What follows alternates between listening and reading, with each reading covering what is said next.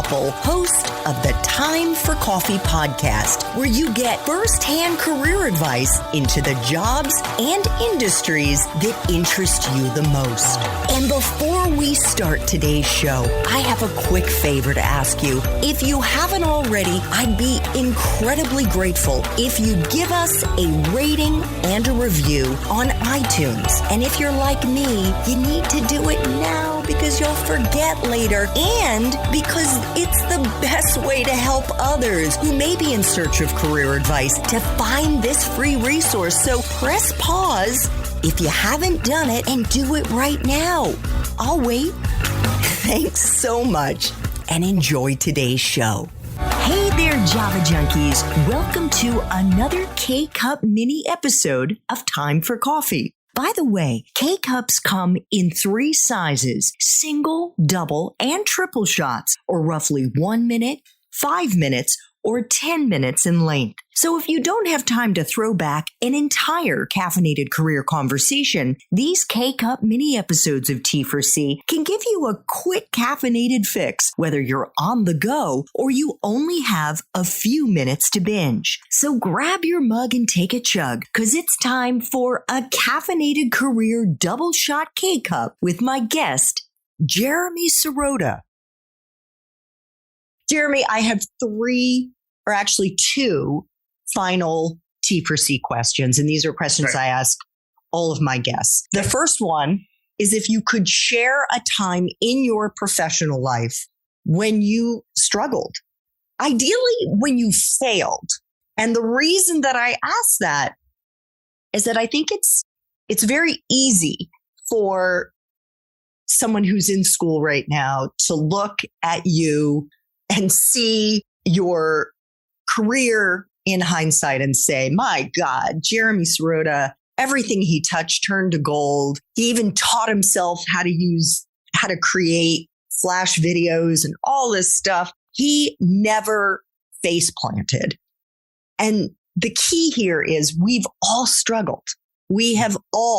I certainly have had many fails in my professional journey. And I think one of the keys to my success has been my resilience, my ability to bounce back and move in directions that challenged me and face down my fear, because we all have fears. So the key is, what was it, how you persevered, and if there was a lesson that you learned in the process. Yeah. Okay. It's from law school. It's not professional, but it's a really good example. The first thing I'll say is, you never stop growing. And what changes is the experience you can draw upon to help you through challenging situations. If you're not growing, then you're not doing something right, because that's just life. And that's what excites me. But anyway, the example I'll give. Okay.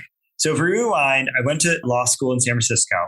And at this point, this is my 3rd year of law school.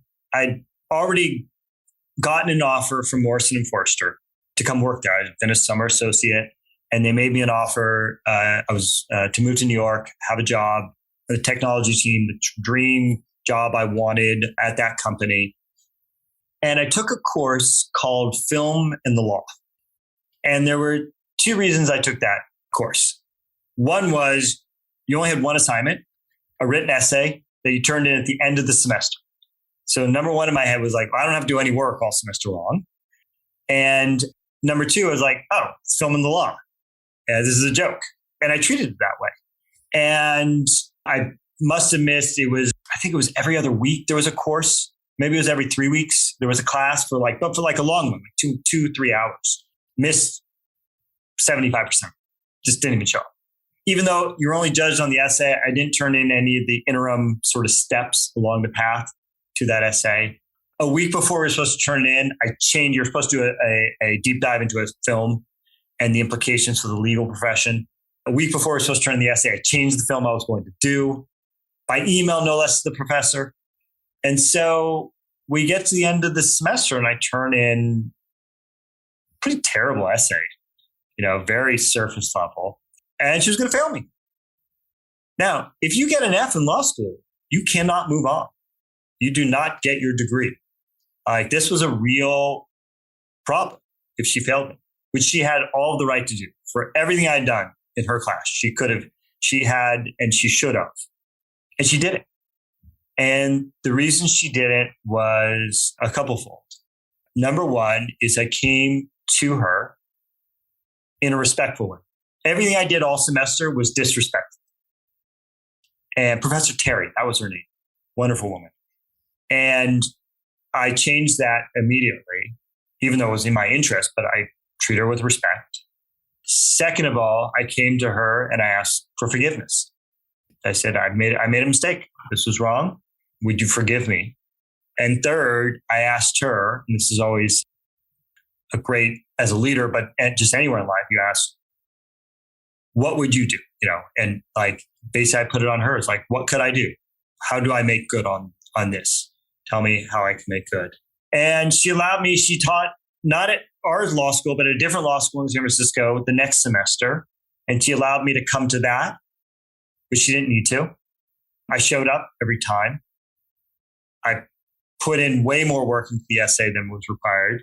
Ended up getting an A. I went from an F to an A on it. I think it was my only A in my third year of law school, no less, because I'd had the job. I kind of started, a lot of people in law school start to check out the third year if you have a job lined up.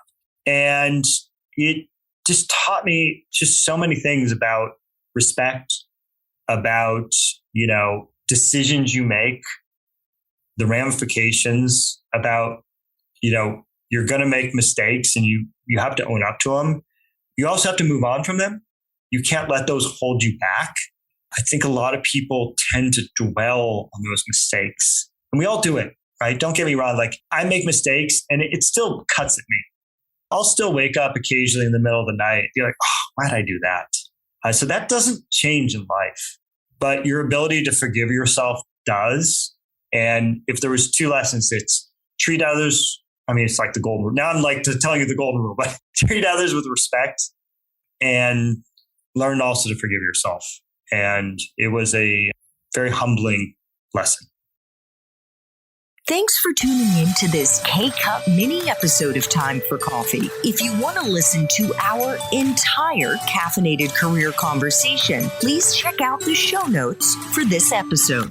Thanks so much for listening to this latest episode of T4C.